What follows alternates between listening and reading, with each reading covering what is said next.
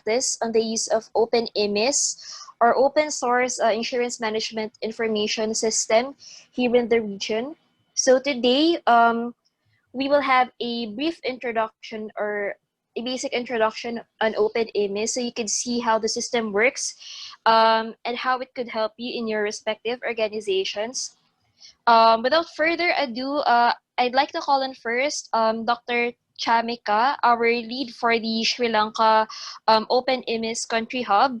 And this will then be followed by Mr. Sarav Bataray, advisor from GIZ, and also lead for the openIMIS coordinating desk at the global level. Over. Thank you. Thanks. Thank you so much, Christine. Hi, everyone. It was really nice seeing you all during these difficult times. So my name is Dr. Chamika, and I represent the Ministry of Health, University of Colombo, and the Health Informatics Society of Sri Lanka. Actually, this project was initiated by Professor Wajira Dissanayake. I think you might be know him very well by now. He's the Dean of the Colombo faculty and also the president of the Sri Lanka Medical Council. And it was requested by Dr. Alvin Marcello back in end of 2019 with support of Dr. Roshan Hewapatrina.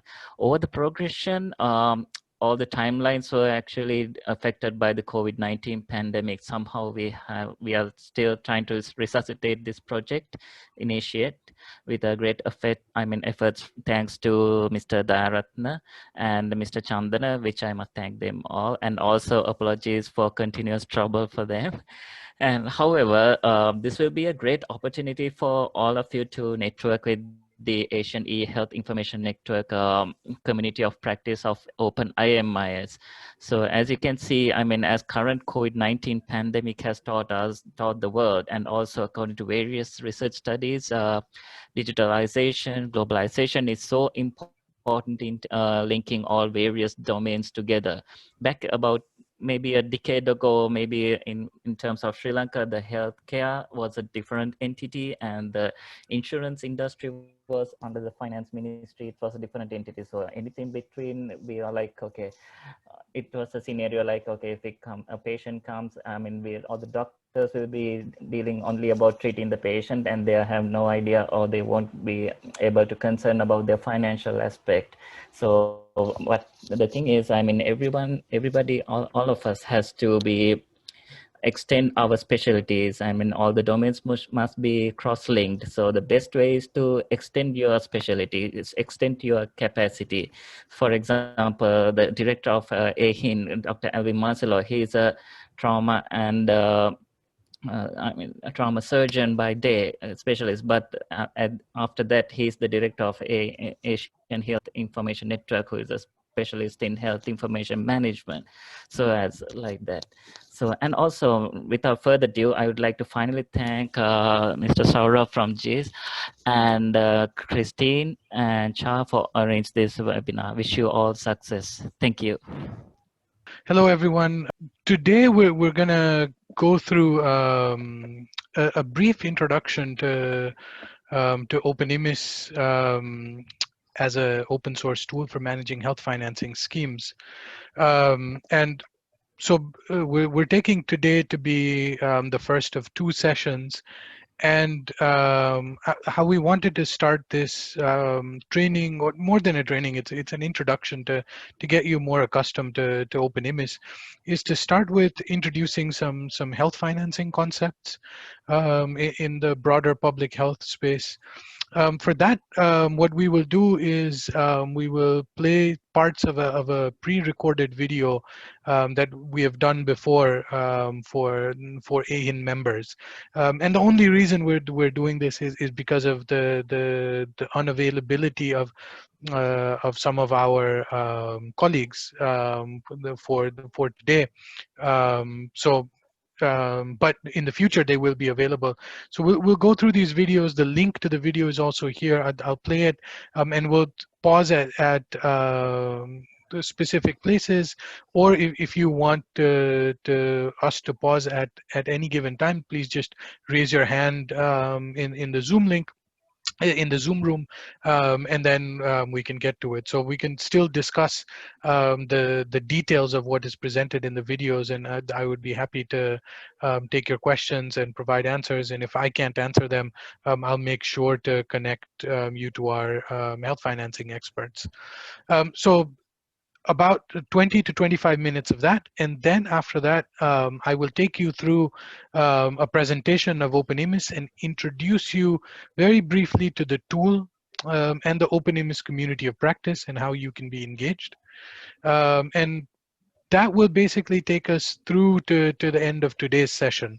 And then on Friday, again, we will get started with actually using the tool, and I'll do a couple of demos for you so that you really get to understand how the tool works. So with that, let me take you to the YouTube video. And first, let me stop my video, stop sharing this, and then I will share the YouTube screen, so that I want to share my computer sound as well.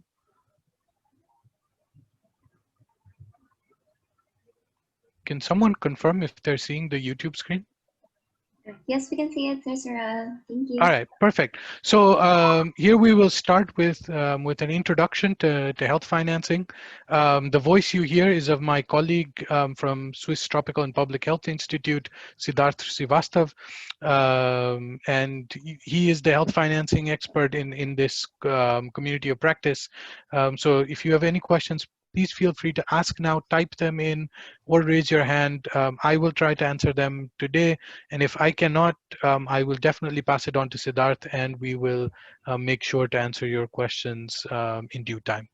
So without further ado, here we can start with health financing. Starting now with a broader context, we've got a healthcare system, and this is quite a common framework which is used nowadays and discussed by WHO, which is the whole system being structured around 6 key building blocks. And you have the service delivery, health workforce, health information systems, access to essential medicines, financing, leadership, governance. Some of these health information systems, leadership, governance are kind of also a bit cross-cutting, and also what we talk about is partly also falling in that category. But mainly what we want to, what I want to at least talk about is really this financing block. And this essentially refers to the function of a health system concerned with primarily with mobilization, accumulation, and allocation of money in an equitable manner, of course, to cover the costs of healthcare needs of people. So it's essentially within that block that we are talking about different interventions, health financing interventions. And the purpose is really to make funding available, as well set the right financial incentives to providers to ensure that all individuals have access to effective healthcare as and when they need. So essentially the understanding is that all these building blocks then contribute to these overall goals, improving healthcare, improving responsiveness, and of course, higher efficiency and social and financial risk protection.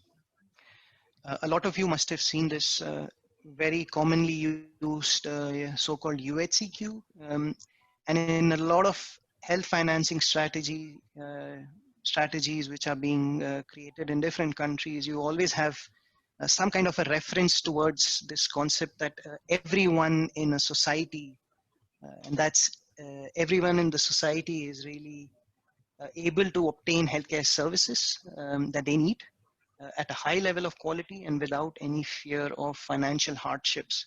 So the drafting of the health financing strategies are generally around these key statements, which in this cube is essentially across these 3 dimensions. So really that any kind of strategy should really try to reach out to all the subsets of the population. So increasing the coverage on the population dimension, and then provide services. So the provision of services is really not just in terms of quantity, but also really quality. So higher quality services, and try to offer as much as possible. And then of course, this dimension of financial protection. So trying to reduce out-of-pocket expenditure. So that's the expenditures that you do at the point of care. So reducing this cost sharing and fees. In any context, when health financing strategies are also being drafted, as I mentioned also before, there's really three key components um, which are quite essential, which is really the revenue raising function, the pooling, and the purchasing. So any intervention that you look at really keeps has this in the kind of the core of the intervention, that these aspects are taken care of. So where does the money actually come from? Is it tax sources? Is it coming through voluntary contributions, etc.? There are many different sources. So how are these raised? And then the entity which really pools these funds together and then takes over this kind of purchasing function. So purchases services from the healthcare provider. And of course, then these similar final coverage goals, which then are to be achieved around utilization, financial protection, and quality again. So going very concretely now into a particular context. So I take here a context of Tanzania, where I try to discuss different forms of health financing mechanisms. So this particular diagram is again a WHO diagram, which they discuss quite a lot, and it helps understand a bit this kind of flow of common revenue flows from source to pooling entities. So essentially where the money is coming from. So as you see here, it's clearly kind of black and blue public side, public funds, which are coming in different ways, marked, earmarked, tax subsidies, or private forms. And this is where also this out-of-pocket expenditure comes in. These, as I said before, these are at the point of care. So these can be in form of formal fees, informal user fees, or also co-payments. So part of the payments which are paid, which are shared by an individual. And now going into really specific examples in Tanzania. So for example, there is the National Health Insurance Fund, which is a autonomous, semi-autonomous public agency, which is targeting primarily the so-called formal sector. So looking at all employers, it's mandatory for them to make sure that all their employees are part of this program. Deductions are made based on their salaries, then passed on to the National Health Insurance Fund, and then the health insurance, NHIF basically provides the coverage, which means certain empaneled health facilities, these personnel can then go there and get free of care services, which are then paid by the insurance fund. And it's a similar logic also then with the community health funds. And in this case, it's at the regional government authorities have set up these, but in this case, focusing primarily at the so-called informal sector. So those who are not covered by formal sector employment. And this is then on a voluntary nature. So you have people who can, who are offered a particular product, and it's their choice whether they wish to enroll or not. The same way, there's lots of for-profit insurers, so-called commercial insurers. They are local ones, Tanzanian ones, or there are local ones or regional ones, which are also offering similar insurance products. As well, not-for-profit insurers like church-based entities or charitable health facilities or so. And at the same time, NGOs, savings group, etc., coming together, forming community-based health insurances. So these different forms. And also to add to that, there's also the so-called voucher programs. I just mentioned it here because in Tanzania, it's interestingly being now integrated into the insurance form, where it's offered as an additional product. So it's targeting specifically pregnant women, but then offered as an additional top-up insurance product. So the idea with this was really to say there's quite a gambit of different forms of health insurance schemes. There are other forms as well. There's whether it's user fee, there's also performance-based financing. And all of these have similar, or in some cases, maybe very specific differences in terms of how they operate. And in Tanzania, and not just in Tanzania, but a lot of other LMIC contexts as well, there's quite a lot this move towards kind of more unified form, sort of a single national insurer or so, where the idea being really to bring the pooling function, the purchasing function really together. so that there's a stronger say and better say on behalf of people where services, healthcare services can be basically purchased. So this is really just to give you an idea of the different context, but perhaps you also have within your context something similar. So as we saw, and even in the video, it was exactly time for a break. Siddharth has explained the various aspects.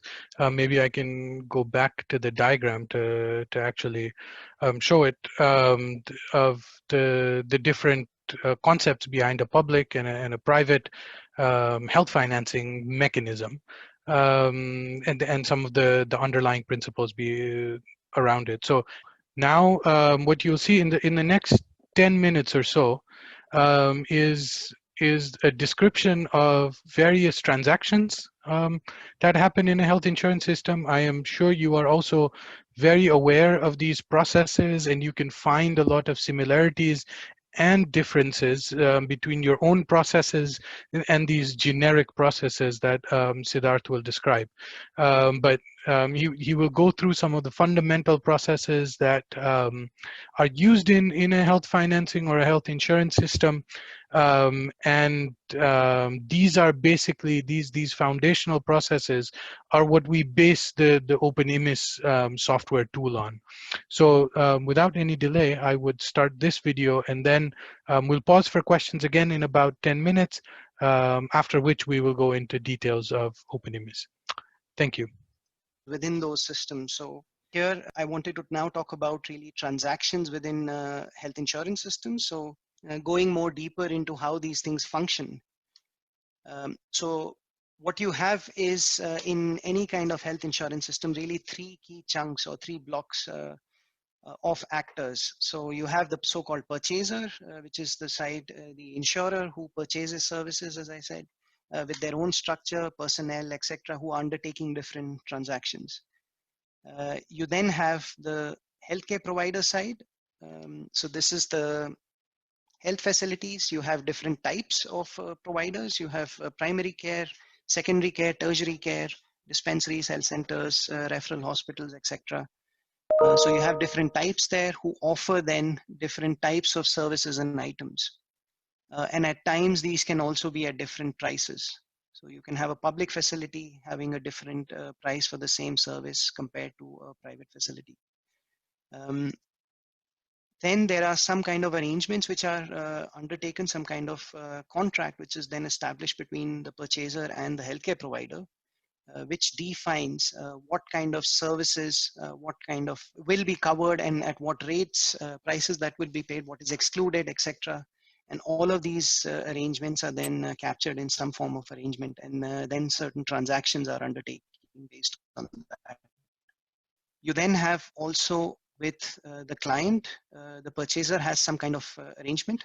This is again turning into some kind of contract where it's then defined what kind of benefits are provided to an individual, what kind of amount contribution does the person has to do in order to get that kind of coverage, and all these conditions, etc., are also captured in some kind of an arrangement, and based on that, then certain transactions are being undertaken.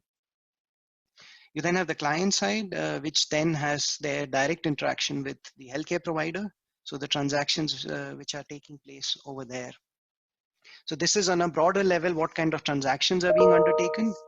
And then if I further delve into it and try to talk in a generic way, there can be four kind of broader categories. This is really the enrollment process. So that's whenever you're at the beginning, at a starting point, you decide to become part of a program and get some coverage, purchase it. So that's really the first time, the enrollment. Healthcare service utilization is, of course, when an individual has to then go and seek care. What kind of transactions might occur there? Then there is the claims processing. So submissions, scrutiny, and payment. So this is really about the patient has then gotten treatment, and then how does the health facility or how does the insurer basically make sure that the services are then paid for. And then lastly, the last category around renewal. So renewal would be a case where whenever you enroll into an insurance program, you do it for a specific period. So after that, if you decide to continue with it, that's essentially the term renewal. And modifications I mentioned here because it's something which is initiated by an individual. In some cases can also occur within an insurance system.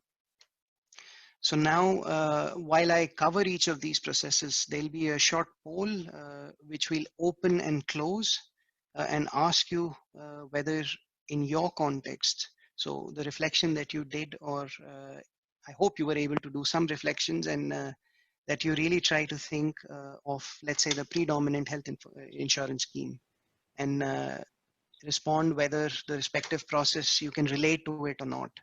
If you feel that there are processes that are not covered, then do flag them, put them in the chat along with any other questions that you might have. So the first one is very broadly this so-called enrollment process, which I mentioned. And first I talk about a setting where it's a so-called voluntary scheme. So generally very popular within the informal sector. And here an insurer essentially needs to make an outreach and reach out to an individual, a household, group to inform them, advise, and convince them. So some kind of outreach mechanism has to be created, which then reaches out. And then there's, of course, some information which needs to be captured. So there's information on each individual. There's also some kind of identifier which then needs to be captured so that subsequently the individual can be identified. And this can be in the form of photos, biometrics, whatever. And then, of course, a payment which has to be made. So if the price of that particular insurance product which is being offered, that has to be paid. Now, all of this information is captured, but at the same time, there is the need to provide some kind of identifier, some way in which this individual can be identified. This generally leads to some kind of ID card, which then, depending on the scheme, the level of digitization that they have applied, it could be something where information is locally stored on an ID card, so a biometric card or so, or that the information is not, the identifier is something simple, but the information is stored centrally somewhere, which is then retrieved later. And it's at this point to the client, when these ID cards are issued, there's also the need to provide some information. So there could be information related to a policy, what kind of coverage you have, what things are excluded, etc. Which here then is also provided to the client. And of course, then all of this information then which is captured, as well as the money, it needs to somehow transfer back to the insurer where the policy then can be activated. So that's essentially in a kind of very generic way, the range of different processes, the need for digitization or the data points. This is how they kind of come in within an enrollment process. The same way now, if you look at slight variation, so this is a different starting point where you might have an existing list. So say, for example, a company or so comes forward and says they would like to get all of their employees enrolled. So in this case, some information is already coming through to the insurer from a different point. Perhaps the money is also then being paid, and this comes through to have some kind of outreach. They have to provide some information on what people have signed up for, perhaps their ID cards, etc., which need to be given. So that outreach mechanism then has to reach out to an individual, a family, household, or company employees, whatever, who then are then provided this information. It's sometimes possible that the information provided was only partial. So at this point, maybe some additional information is captured, or maybe biometric, for example, or a picture or so, depending on how the individual will be identified later. Perhaps that part of the information has to be captured at this point. And then, of course, once this is captured, needs to be sent back to sort of complete the whole process and then activate the coverage for that individual or set of individuals. Health service utilization. This is also, again, in a very generalized way. As I mentioned before, there's an identifier which is provided to a person who is then covered under an insurance program. So this individual essentially carries this identifier and goes to a healthcare facility where at the point of reception or so, someone then needs to identify this person. So verification of the membership is done. So an individual is checked, the person's identity is checked as well as eligibility. So what are they actually able to benefit at this health facility? And this again then depends on the level of digitization, what kind of identification mechanism that was being used. Um, and essentially, so once the verification is done, if the individual is eligible, policy is activated, etc., it's the right individual, there's a valid card, then the person is of course treated as an insured person. There can also be cases where perhaps the card is invalid, not available or so, and there's absolutely no way to identify this individual. And in those scenarios, of course, then the person is treated as a non-insured client. So this is again in a very simplified way what kind of processes are, what this process entails, and what kind of information points are there or needs are there for digital tools. In addition to this, it's also possible that perhaps there is some sort of pre-facility check where an individual wants to perhaps know what kind of benefits they have still remaining, what is the remaining eligibility, what kind of facilities they can go for, or perhaps the person just wants to see when the policy will be expired. So here again, some schemes can have processes which then require also some solution, some digitization solution to address these needs. So it could be, again, depending on the type of digital solution being used, that an identification is done at a designated point, an insurance office or so, or somewhere else, where there's a designated equipment or so, or that maybe the individual directly can undertake some kind of check, log in somewhere or retrieve some information from a central server or so to understand what their eligibility is. After the individual has undertaken a treatment, or rather in the process, there's also, it's a bit mixed because it depends really on how the billing happens. So from an insurance scheme's perspective, really, the part which is essential is at the point of payment. So when the billing happens, how is that dealt with? So you generally have an individual coming in, let's say in a bigger facility where there are different departments. So the doctor says, get this test done. The person goes there, comes back, the doctor looks at it and says, okay, based on that, these are the drugs provided to you. And in all of these transactions back and forth, finally, it's possible that there's then one point of billing. And this is, let's say, a case which is cashless. So the individual doesn't need to pay anything. Everything is covered by the insurer. So at the point of billing, the insurer essentially then submits everything. The health facility, the billing point at the health facility then submits everything to the health insurer. Here, there can also be cases where certain schemes apply pre-authorization, which is a kind of pre-approval which is required before certain high-cost events. So it could be that an individual goes to the doctor flags this treatment has to be given, a surgery or so, which is high cost. And then at some point, before the treatment is actually given, pre-approval is requested and received from the side of the insurer. From the side of the health facility. It could again be the billing point which makes this request, but the pre-authorization needs to come before the treatments are provided so that there's a guarantee that the payments will be made. It's also possible that in certain cases, this so-called billing department is not unified and it's maybe separate. It could be that you only go to a doctor, then to a different place to get a test, or to a different pharmacy, external pharmacy. Or it could be that within a big hospital or so, you have different departments which are billing. So in this case, it's the same same treatment which the individual is happening, but different points. Which are then put together from different places into one place, which then relates to this one claim of the individual. And then obviously at the end, the eligibility, depending on whatever was done here, the eligibility of the individual has to be updated then. So if it's decentralized or centralized, accordingly, there's digitization needs are required then to address that. Same way, there could also be cases of so-called reimbursement, which is that an individual undertakes transactions in very similar ways, goes to different points, receives treatment, but at the end, the billing is done directly to the individual. So the individual is the one who's responsible for paying the health facility, and then the individual somehow has to submit to the insurer these bills and get a so-called reimbursement. And of course, then at the end, according to that, the remaining eligibility of the individual is then also updated.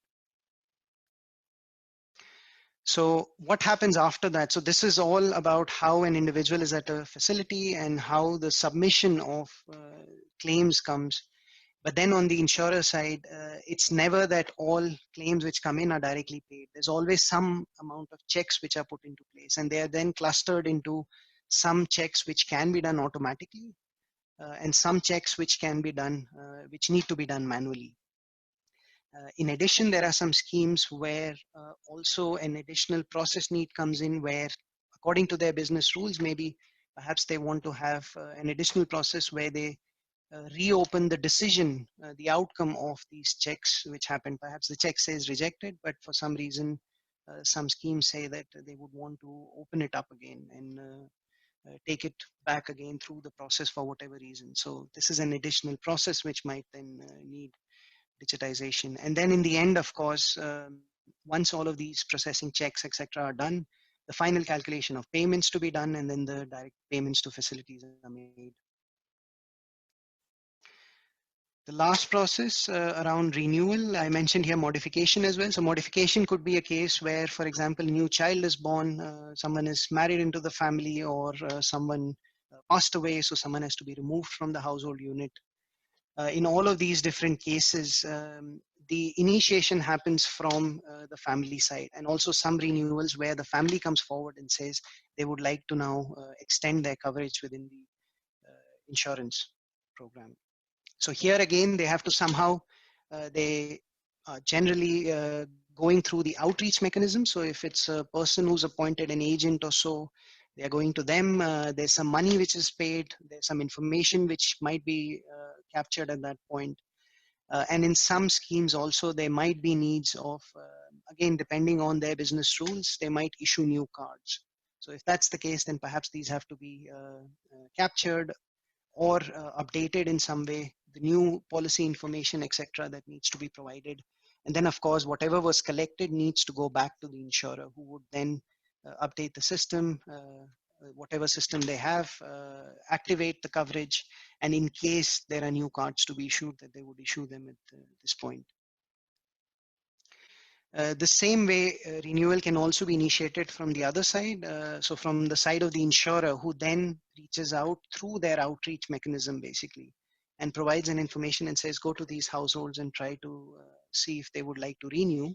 So this information, maybe new ID cards, as mentioned before, these are all then taken through the outreach mechanisms provided to the family. It's possible, again, apart from money, of course, there might be more information which is then captured at that point, which is then, of course, has to somehow come back to the insurer and then activate the policy.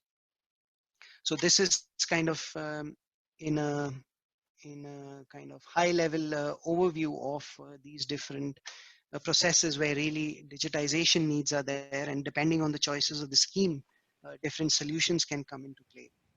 So at this point, okay, everyone. So that was a brief run through of various processes in health financing as shared by Siddharth. And as part of the video as well, I would like to stop here and ask if there are any questions regarding any of these processes. Please do write it in the chat or just unmute yourself and feel free to ask. Hi, Sir Rob. This is Alvin. Hi, Alvin. How are you? Just wanted to share how we're using openIMIS in the Philippines. We're using it for medical education. So it might be a different situation in Sri Lanka, but what we have found effective over here is introducing concepts of health informatics and health financing to medical students. And we also already got interest for requests from the nursing schools as well. The reason we're doing this is because we already have a national health insurance system with PhilHealth with a very complex software already. But we wanted to use the software as an easy to use health insurance concept, financing, and health informatics concepts with the medical students. Over. Thank you, Dr. Alvin.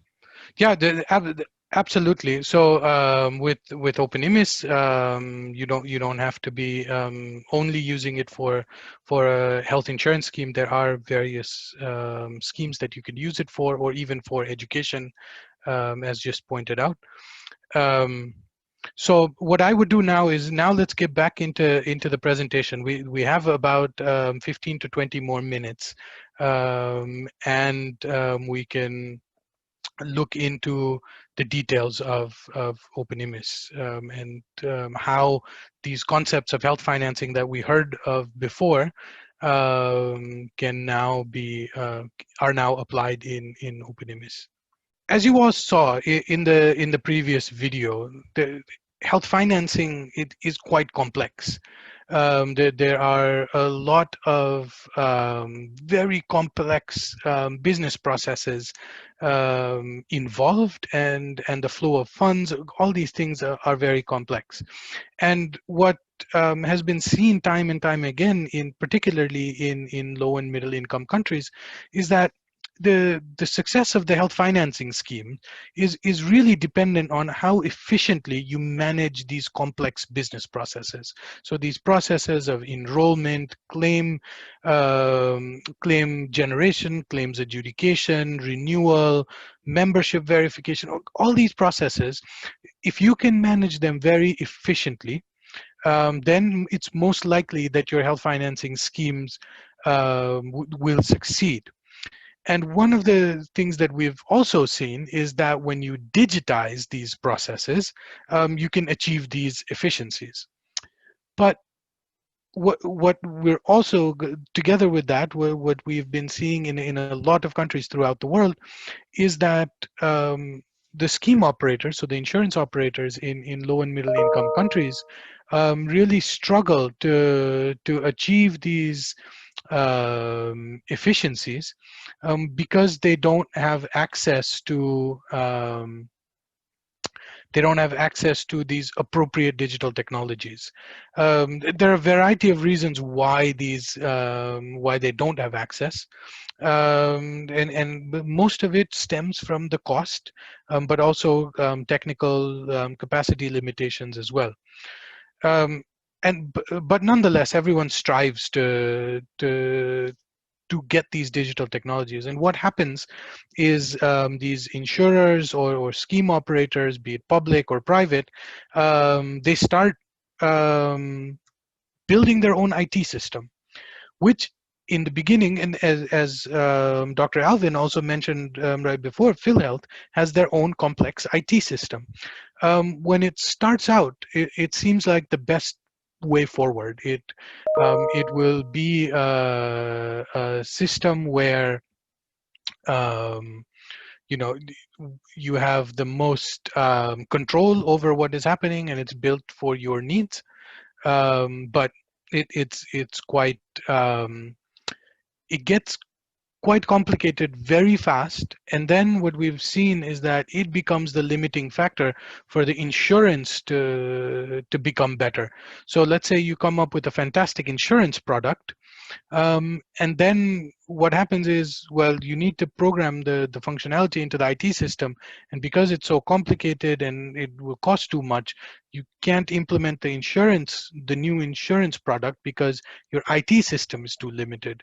And that builds on costs, and the HR costs, equipment costs, maintenance costs, and it just becomes overwhelming for scheme operators in our countries.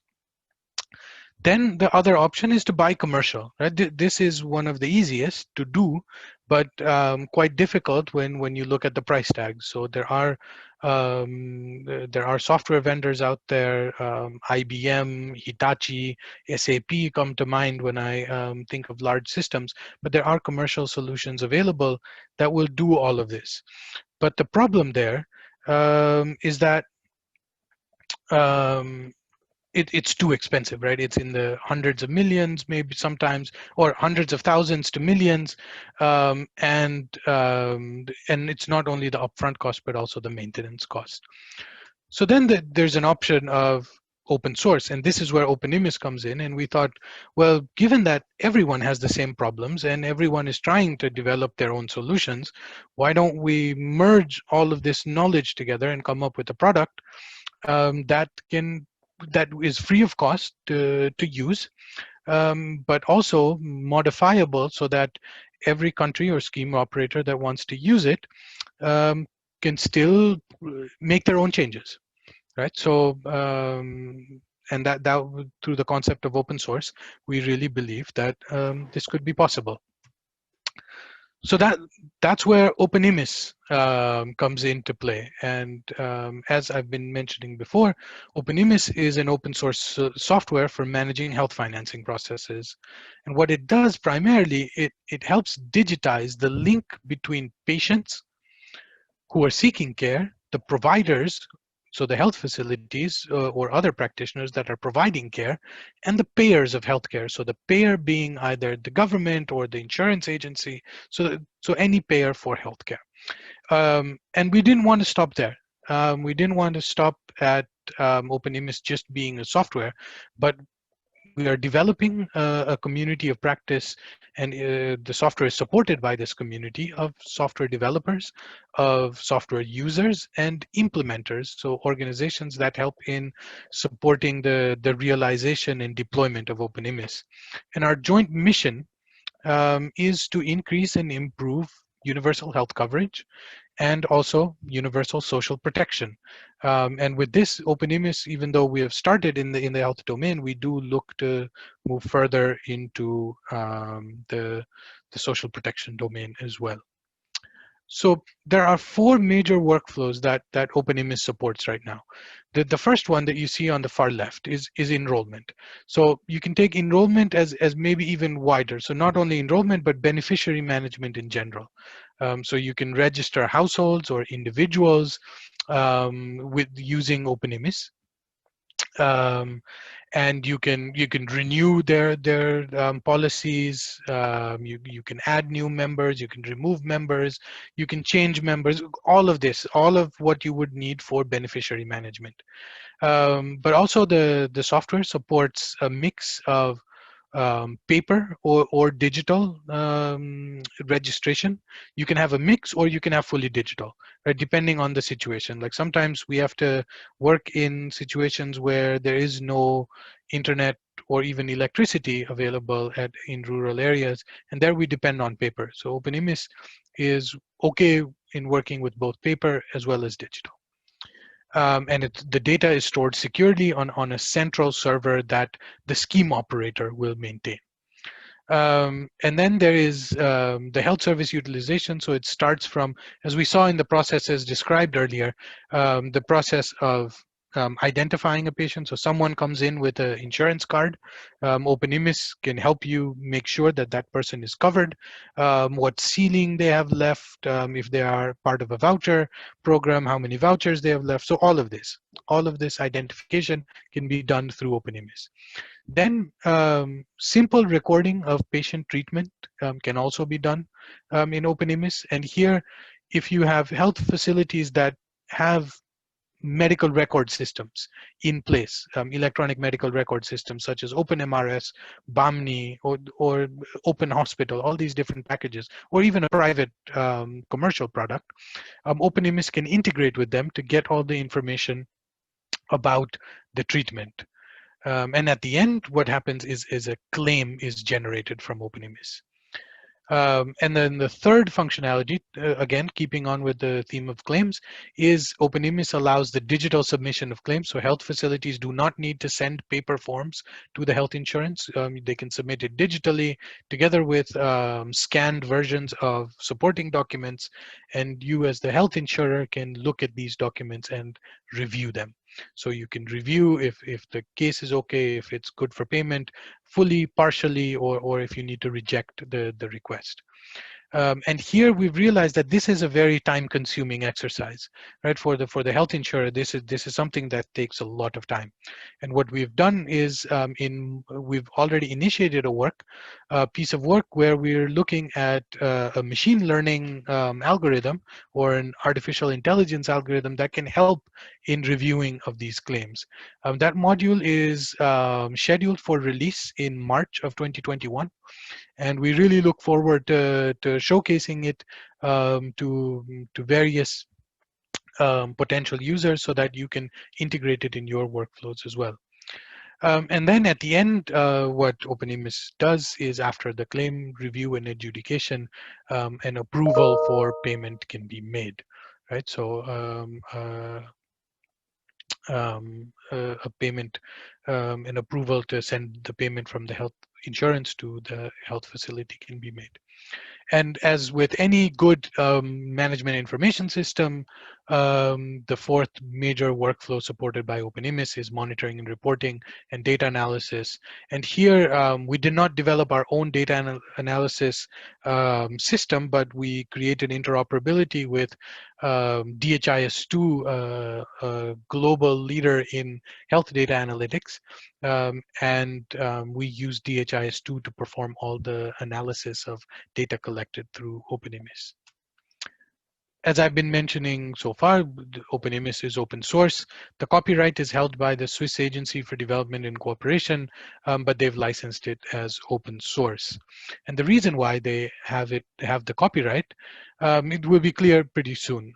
So here, and again, keeping with the theme of open source, openIMIS is a global good we are very fond of, and we are very happy to follow the principles for digital development and make sure that this product is for everyone. So the history, openIMIS is not a tool that just started out. It's been around since 2012.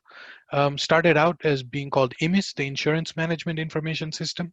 It was developed for the Community Health Fund scheme in Tanzania. It was paid for by the Swiss Development Corporation, and hence they own the copyright. But it was technically developed by Swiss TPH, and Siddharth, whom you heard before, is working for Swiss TPH, and also the Microinsurance Academy and Exact Software. And through the years, openIMIS has been used by other countries, still as IMIS. So by 2014, we had a situation where there were 3 countries using IMIS, but there was no formal mechanism to really share knowledge between each other. So in 2016, the German and the Swiss Development Cooperation got together and established what we now know today as the openIMIS initiative. And this initiative basically made sure the software was open source and there is a community of practice around it to share different knowledge. And since then, there have been a few pilots, and we're still continuing to do feasibility studies, as well as start new pilots and further development of the software. Just as a quick review where openIMIS is used, in Nepal is the largest implementation with about 4 million beneficiaries and it being used for the national health insurance. Then we're in Tanzania where it all started, we're looking at 2 to 3 million beneficiaries for the community health funds. And then the other countries in Cameroon, Chad, and DRC, they are smaller schemes with small church-based mutual schemes. Again, I've already gone through these, so I'll just skip this slide. So now the openIMIS initiative, brief overview before we end for today, is So the initiative itself is governed by what we call the steering group, consisting of the two donors, the Swiss and the Germans, as well as representation from the larger implementations, Nepal and Tanzania. And they steer the initiative, the way forward for all of the initiative. On the left, you see the technical advisory group.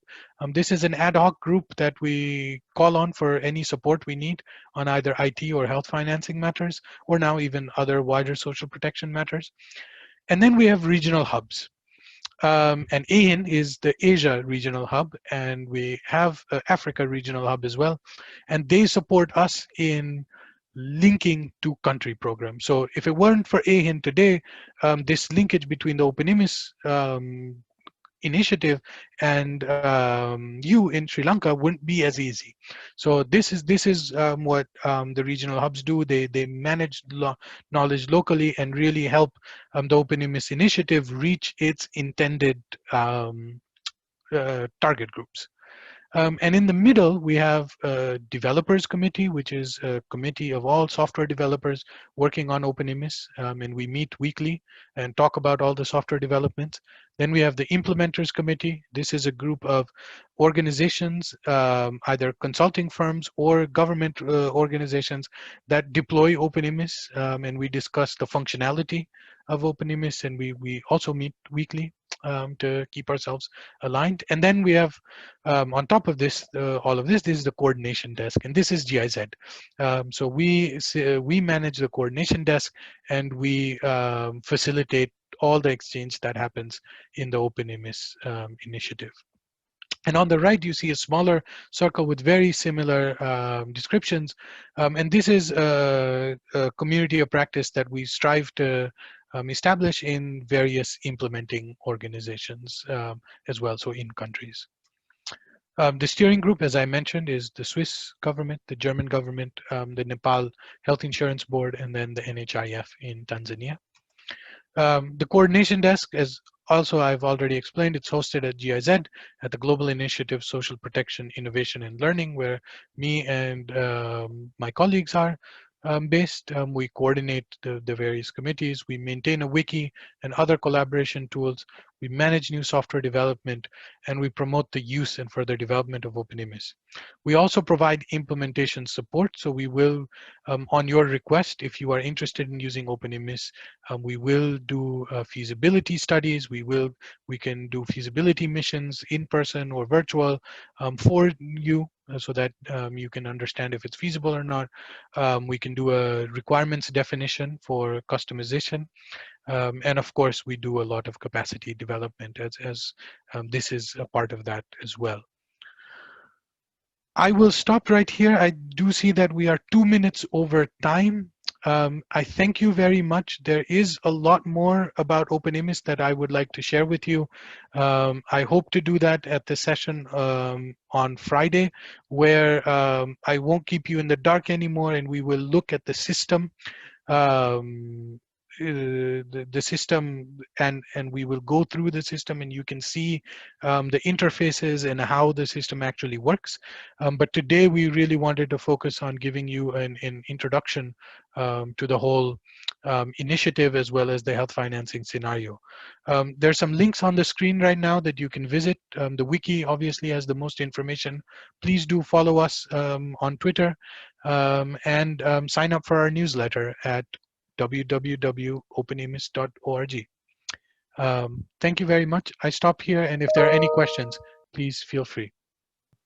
Thank you very much. I'm Dharatna here. Actually, thank you very much for the very informative introduction. I think all of our team, LIF team, got a very good understanding about the system available with you all. And as far as this health financing system is concerned, I think we in Sri Lanka, we also have a very similar, more or less the same system. And basically, the main challenge that we have is the lack of, I mean, each and every company has their own system to manage health, health claims. But the main challenge we have is the lack of a central health information system to get get the information with regard to, mainly we require information at two stages. I mean, at the time of underwriting, issuing a policy, and time of a claim, to get the past history of the policy holders.